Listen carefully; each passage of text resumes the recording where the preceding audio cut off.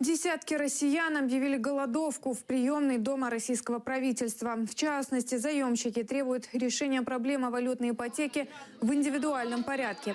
Москвичи сетуют на бездеятельность власти и ждут встречи с министром финансов России. Требуют перевести их кредиты в рубли по курсу валют на момент заключения договоров.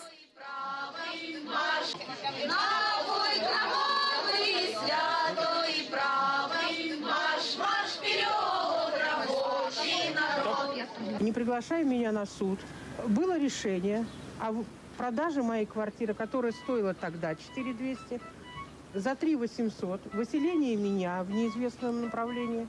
И с меня еще 4 миллиона просят. То есть я 7 отдала, с меня банк просит еще 7 миллионов. Мы считаем, что именно позиция Минфина стала причиной этого катастрофического и безобразного состояния, в котором оказалась проблема валютной ипотеки. И мы вместе с ней.